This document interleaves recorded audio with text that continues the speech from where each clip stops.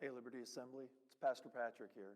I just wanted to come to you this week with a new set of daily encouragement devotionals each and every day for the week of Holy Week.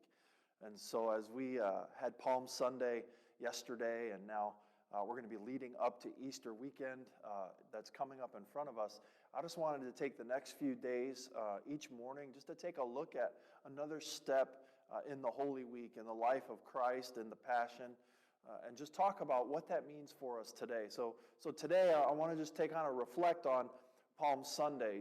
In the Gospel of Luke, it's recorded that Jesus had entered the city of Jerusalem riding a donkey, and as he came, there was this big processional that kind of formed around him, and he made his way into the city. And here's what I find interesting. Here's what the writer of the Gospel of Luke records.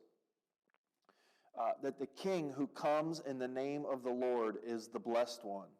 Peace in heaven and glory in the highest heaven. This is the words, these are the voices of the people who are a part of this processional, crying out as Jesus is making his way into the city. And here's what I find really interesting about this time. During this time of history, kings would often enter a conquered city in a processional. The first thing they would do is they would send in the military. The military would come in parade formation, and they would show off their might, and the king would be on a horse, and the soldiers would be around him, and they would come in and they would be showing off their might as the military during this processional. Then another thing that would take place is they would begin to tell the story of victory. They would show the stories of the battles that took place, that they had used to win the war, and the ways that they had done that. And everybody would celebrate this great victory. And then the third thing they would do is they would welcome the king as he came riding in on his horse, and they would salute him, and they would celebrate him, and they would shout things out and sing his praises as he came in, all surrounding the fact that he had won the battle and that the city was now free. What I find interesting is Jesus almost parallels this same kind of thing. But it's a little bit different. Jesus doesn't come into the city with a military or with an army, but he comes in with average followers, the 12 disciples and those others who had been following him as they make their way into the city, men and women just like you and I. Jesus doesn't build for himself a strong military. Instead, he raises up people like you and I. The second thing I find interesting is that the story they would tell wouldn't be one of a military victory, of a conquering hero who was going to come and put underfoot, but the story would be a different story that was about to be told. It was a story of suffering to win the ultimate battle. It was a story of laying one's life down so that a greater fight could be won. It wasn't about immediate victory, but it was about eternal victory.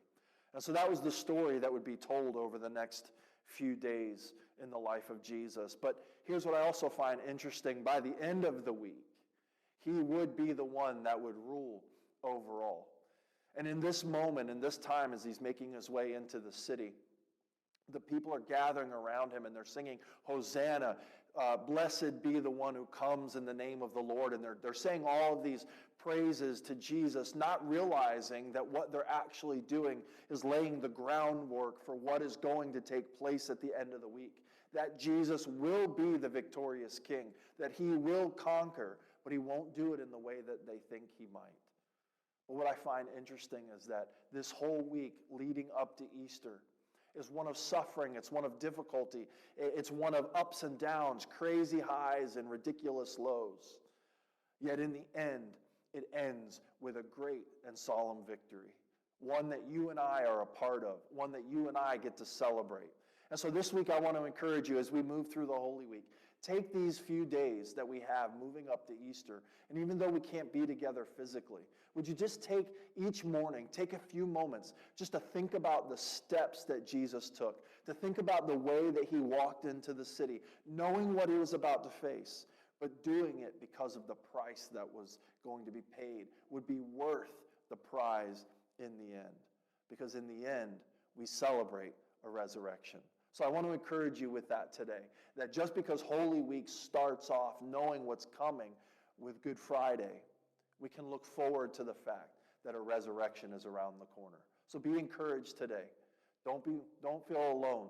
Don't feel like nobody knows. Jesus is there, and he's ready to walk this with us each and every step of the way. Thank you so much for taking a few moments to join us today, and we'll see you again tomorrow morning with another daily dose of encouragement.